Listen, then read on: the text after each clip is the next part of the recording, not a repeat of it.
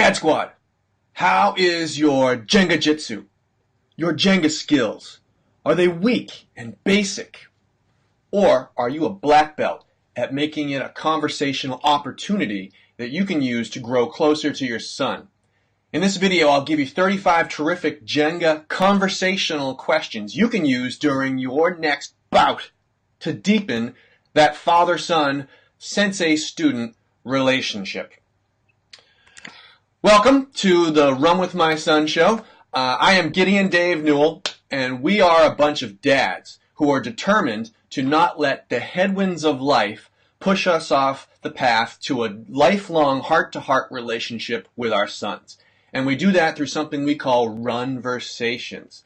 Conversations that you're going to have with your son while you're out and about, getting some fitness in, some exercise running, and using that time to grow closer together. So let me start by taking off my bandana with a question for all of you watching. What would you love to know about your son right now that you don't already know? What deep mysteries are there that you would love for him to tell you? All right, so go ahead and leave that in the comments here. If there's some burning question you'd love to be able to ask him, and we'll see what those responses are, and perhaps we'll find if they match up. And let me start also with a pretty simple one here. What is Jenga? I don't know. Maybe I'm assuming here that you know what Jenga is. Here's my set standing over there on the counter. It's that little wooden block game. Classic game. It's been around, 40, 50 years, where you start off with a tower, and then players take turns drawing the bricks out without making the tower tumble. That's how preschoolers play the game of Jenga. But Dad Squad, you're not preschoolers. The way we play Jenga is with a purpose in mind. We are trying to connect with our sons. And if it's a rainy day and you have no opportunity to go out and have a runversation, that is, a conversation that you have on the move during your physical activity, sometimes that's out of the question, right? There's snow, there's rain. It's starting to get cold here in Connecticut as I record this now. A little bit cold out there, so maybe a rainy day prevents you from having a runversation. The next best thing, a Jenga conversation. So during the game of one-on-one time, you and your son, we're using this modified, hack that I did not invent. It's been around nearly as long as Jenga has, where players, on taking their turns of removing their block, you'll have on the block, you're either going to write beforehand numbers, or you might even write questions on the block himself. I don't know. I like the idea of using numbers so that you can interchange up the questions. And then you have off to the side a little list with all the numbers and a bunch of corresponding questions. And when it's your turn, you pull the block, you're successful, you look at the number on the block, you've got to answer that question before the next person proceeds with their turn. So, it's a classic icebreaker kind of game, but it really can be used to powerful effect. And so what kind of questions do you ask? That's really the next, really the driving question. Now, a classic Jenga board has 54 pieces. Here in the Newell household, we have Tumbling Tower, which is the generic, $4 version of Jenga. My set only has 48 pieces, but that's okay. 48 questions are better than none. So while you're playing this game, especially if your son is younger, you don't want to focus on who wins, who loses. The traditional Jenga game when the tower gets knocked down, whoever knocked it over is the loser. And we don't want to do that because that's not going to help anybody's self-esteem. Instead, you want to open your game up talking about, let's see how high we can build our tower together. Because each piece you draw out, you put back onto the top. And so as the tower gets thinner and thinner through its body, it's getting taller and taller. And so it's a team coordinated effort. And you can make that a parallel to so many different things in life. When you knock over the tower, you can also use it as an opportunity to talk about how certain things in a relationship can knock things over. All it takes is one little mistake, one little, shaky hand, perhaps a betrayal or a lie between you and your son. That's all it takes to just kill trust and knock everything down. And now you've got to rebuild from the ground back up. You get a phone call from the principal's office at your son's school that, Junior, was misbehaving in class. He lied to somebody. He lied to his teacher. You get a call like that, Dad, that just breaks your trust and knocks it over. And you can find a way to use the game to make illustrations such as that. But It's also a slow and deliberate game. You don't want to rush. It's like a relationship. You want to do it at normal pace. You want to have a good conversation. That's what your key is, Dad. He might be focusing on pulling the blocks, but pretty soon he'll catch up with you and realize that pulling the blocks is the interactive element, but really it's the conversation that he's going to remember years from now. Again, if your son is young, you want to make sure that you clean up together when the thing gets knocked over. It's not Daddy's responsibility to clean up. It's together. It's a group effort. We're going to clean this mess up together. And you might even promise him, I tell you what, when we run out of time or after our last game, I'll even let you knock over the tower, because little kids love that. But not until Daddy says so. Otherwise, you're going to have knocked over towers on your hands. So I've got a list of some prepared questions, and these are great ones that I found on the internet. If you go and search for Jenga questions, you're going to find a good mix of them. Not all of them are going to be useful, though, because some of them are going to assume that you're playing with people you don't know. So it's a get-to-know-you conversation starter kind of thing. And you already know your son, So questions like, what's your pet's name? You already know what your pet's name is, Dad, I hope. So we already screened out those kind of questions. You also want to put in a good mix of easy ones and then interesting ones. Maybe some even some challenging ones, that are going to make him dig deep a little bit. So you want to put a little mix in there. Again, for purposes of time, I screened out the easy ones for this video, because you can think of your own easy questions, Dad. What's your favorite color? I'm sticking to just the fun ones here. So, all right, without further ado, let me dive into these 35 Jenga questions that I dug up, and here they go. All right, oh yeah, Jenga official. This is a commercial from the 80s. Maybe you've seen it. All right, what is one quality that you look for in a friend? Wouldn't you love to hear that from your son? If you had one wish, what would you wish for? That's probably on the easier side of things. What's your favorite food? What's your favorite animal and why? You can learn a lot, again, from some of these things. You can hug one person right now. Who would it be? What's one thing you would like to change about yourself? If you had a superpower, what would it be? This one changes. You can use this question over and over again, because he's going to give you a different answer next week than he does today.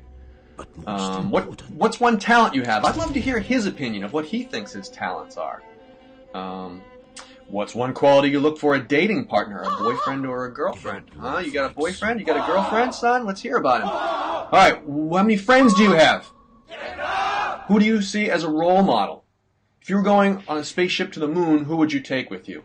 So again, you're going to try to draw out, not just one-word answers, but as you're playing Jenga, in a natural kind of way, you want to hear what his first response answer is, but then, you can follow up. You can add a second question in there. Maybe you can break from the format a little bit, and maybe you could answer the same question in reply to his. Or you could show him by first suggesting your answer to something, what he might then want to follow you in answering. Describe your mom, describe your dad. We'd love to hear that. I know you do. What's your saddest memory? What's one thing that you love about yourself? So you should be sharing deeply from your own life, Dad. You should be setting the example in answering these questions so that he likewise is motivated to go down deep and not just give you the simplistic answer. What's the hardest thing about being a brother or sister? Now, of course, if you only have one child, that one doesn't matter, but doesn't fit. But I would love to hear that. Would you rather eat crickets or worms? Worms all the way. You can swallow them and then gulp them down with some coffee. And what's one thing you would like to do this summer? Watch this. I want to get back to that question, but check this out. This is real. Can you believe it? That was awesome. All right. Enough celebrating. All right, that last question, I want to jump back into that one. What do you want to do this summer?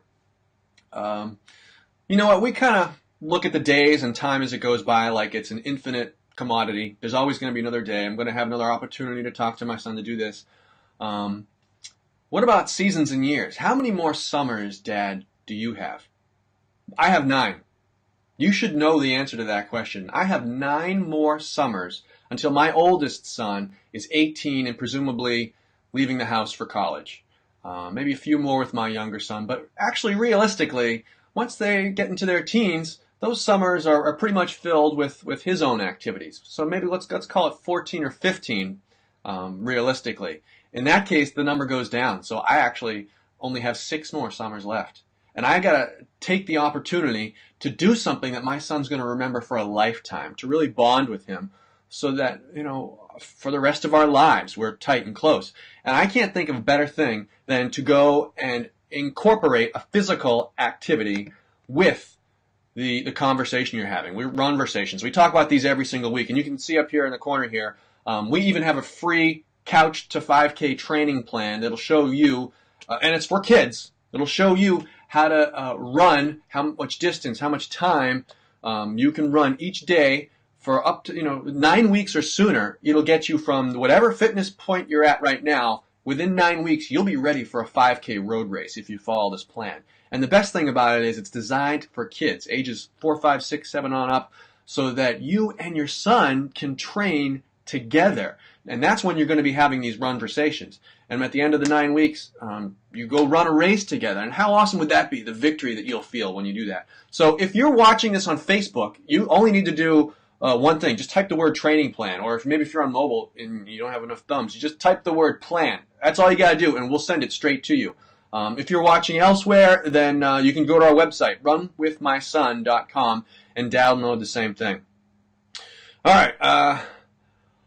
Let me jump on. I got some bonus questions here for you that occurred to me I should share. Now, one thing you can do that will spice up this game of Jenga, even if your son is a little bit younger, perhaps, you can add some physical activity. So maybe, if the person draws block number 7, and there's a 7 written on there, 7 is your action block. All right, so your action is you got to run to the fence and back.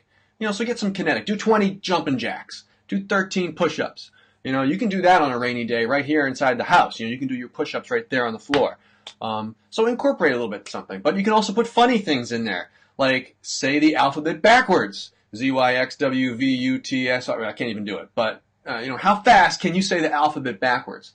Can you sing Twinkle, Twinkle, Little Star with your tongue sticking out? Twinkle, twinkle, little star. So you're going to have a lot of laughs. You can mix some of these things in. That's just a bonus idea for you. But the important thing I want to tell you is that get out there. Find some one-on-one time. Schedule it and treat it as sacrosanct so that you and your son can go do something. Now, no siblings are invited. Even moms got to stay home. This is time for you and your son to have those conversations that aren't going to happen naturally on their own. And they're not going to happen naturally if you're sitting face-to-face, at a table necessarily. It's so much easier, dads, if you get the ball rolling by incorporating some physical activity. Andy Griffith and Ron Howard figured this one out in the 50s, going fishing together in whatever his show was. So, you know it. You feel it in your heart, dads. You got to incorporate some activity with these conversations. And if you're putting it on the calendar, if it's important, if it's a weekly thing that you never miss, that will build momentum over time. And it'll become, a precious thing to him as well. And I want to let you also know that you're not alone, that there are plenty of dads who are doing the same thing. And if you are a Facebook user, and let's be honest, who isn't these days, you can come to the Dads Who Run Facebook group. A free group you can join where you can find other dads who are doing the same thing. We share inspirational stories and victories with one another, and struggles. We're just having a hard time getting out of bed at 7 o'clock in the morning to go for a run. Or my neighborhood isn't very conducive to running. What can I do? You know what? Dads talk about that stuff all the time in our group, and you're welcome to come check it out and join us there. All right, that is at facebook.com/groups/dads who run. It was there. You can rewind if you need to see it again. But we'd love to have you there. Again, if you're on Facebook, you don't even need to type in the URL. Just right here in the comments, type the word group, and I'll send you a link. So we've tried to make everything easy for you today. All right, well, thanks for joining us. Again, this is the Run With My Son show, and we talk to dads each and every Friday morning at 10:30 a.m. Eastern here on Facebook. You can always catch the replays on YouTube as well. And we'd love to see you in the group, love to hear those victory stories, but above all, take that time, dads, one-on-one time, you and your son, routinely, at least once a week. And we can't wait to hear next week from the successes that Jenga or any of the other tips you might get will bring you. All right, have a great week. Hey, I hope you got some terrific value from that video. If you did, I invite you to hit the subscribe button to get notifications of all of our new videos. You're also welcome to watch one of our popular back episodes, and you can always visit our website, runwithmyson.com, for a free Couch to 5K training plan that you can run together with your son.